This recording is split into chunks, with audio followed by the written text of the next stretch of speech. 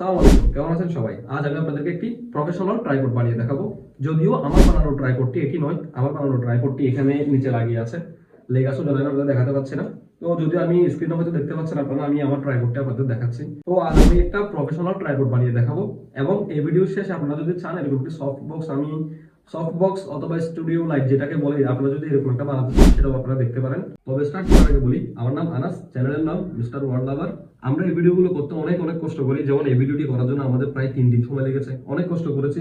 আপনারা অবশ্যই একটি লাইক করে দিবেন, অন্তত একটি কমেন্ট করবেন, যদি আমার ভিডিওগুলো ভালো লাগে অবশ্যই সাবস্ক্রাইব করবেন। তবে চলেন আপনাদেরকে প্রথমে ট্রাইপডটি বানিয়ে দেখাচ্ছি, দেন আপনারা চাইলে স্টুডিও লাইট কিভাবে বানিয়েছি সেই ভিডিওটি দেখতে পারবেন। ট্রাইপডটি তৈরি করার জন্য এরকম একটি লম্বা 40 সেন্টিমিটারের পাইপ নিতে হবে এবং 3টি 30 সেন্টিমিটারের পাইপ নিতে হবে। সাথে ছোট ছোট এরকম 3টি 5 সেন্টিমিটারের পাইপ নিতে হবে এবং 8টি ছোট ছোট ক্লিপ বানিয়ে নিতে হবে। এখন আমি আপনাদেরকে এই ক্লিপগুলো কিভাবে বানাবেন সেটা দেখিয়ে দিচ্ছি। ক্লিপগুলো বানানোর জন্য আপনাদের একটি পাইপের টুকরো কেটে নিতে হবে, দেন পাইপটিকে ঠিক মাঝখান বরাবর কেটে নেবেন, যেভাবে আমি কেটে নিচ্ছি। কেটে নেওয়ার পর পাইপের অংশটিকে গরম করে নেবেন, যাতে পাইপটি গলে একটু নরম হয়ে যায়। গলে নরম হয়ে যাওয়ার পর একটি লোহা জাতীয় কোনো কিছু দিয়ে সেটাকে টিপে ধরে চ্যাপ্টা করে নেবেন। দুই পাশেই চ্যাপ্টা করে নেওয়ার পর এটা ক্লিপ হয়ে গেল।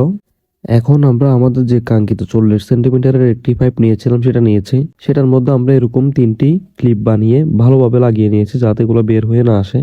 ক্লিপগুলো প্রথমে এরকম দেখতে লম্বা হলেও সমস্যা নেই, সম্পূর্ণ যখন কাজ শেষ হবে তখন আমরা ক্লিপগুলোকে কেটে ছোট করে নিব, তখন দেখতে অনেক ভালো লাগবে। এরপর আমাদের যে 30 সেন্টিমিটারের 3টি পাইপ ছিল সেগুলো নিয়েছি।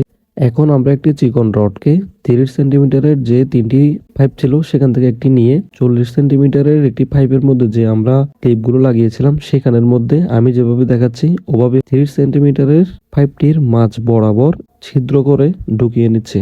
ঢোকানোর পর রডটি ভালোভাবে মুড়িয়ে নিতে হবে, যাতে পাইপগুলো বের হয়ে না আসে। যেভাবে দেখতে পাচ্ছেন এভাবেই করে নেবেন। একইভাবে আমি 3টি পাইপ পর্যায়ক্রমে লাগিয়ে নিলাম। এখন 5 সেন্টিমিটারের যে 3টি পাইপ নিয়েছিলাম ছোট ছোট, সেগুলো নিব। সেগুলোকেও 3টি ক্লিপের সাহায্যে আমি যেভাবে দেখাচ্ছি এভাবে করে ভালোভাবে 3টি লাগিয়ে নেবেন। কিন্তু মনে রাখতে হবে এই 5 সেন্টিমিটারের 3টি পাইপগুলো এমনভাবে লাগাতে হবে যাতে এই পাইপগুলো উপরে নিচে করা যায়। এখন আমাদের ট্রাইপডটি বানানো শেষ। এখন আমরা ট্রাইপডটির যে অতিরিক্ত অংশগুলো ছিল ক্লিপগুলার, সেই ক্লিপগুলো আমরা কেটে নিব, যাতে এটা দেখতে প্রফেশনাল মনে হয়। এখন আমরা ক্লিপগুলো কেটে নিয়েছি, দেখতে পাচ্ছেন এটা এখন দেখতে অনেক সুন্দর লাগছে। তো এখন আমাদের ট্রাইপডটি রেডি। এখন আমাদের ট্রাইপড এবং লাইটটি রেডি। তো এখন দেখে নেন এক নজরে লাইটটি দেখতে কেমন লাগছে। গাইস, আমরা এখন ট্রাইপডটি বানিয়ে নিয়েছি। এখন আপনারা এই লাইটটি, সফট বক্সটি বা স্টুডিও লাইটটি কিভাবে বানাচ্ছি সেটা দেখার জন্য এই ভিডিওটির শেষে আমি ওই ভিডিওটি দিয়ে দিব, সফট বক্সের ভিডিওটি দিয়ে দিব। আপনার ভিডিওটি দেখে সফট বক্সটি বানানো শিখে নেবেন।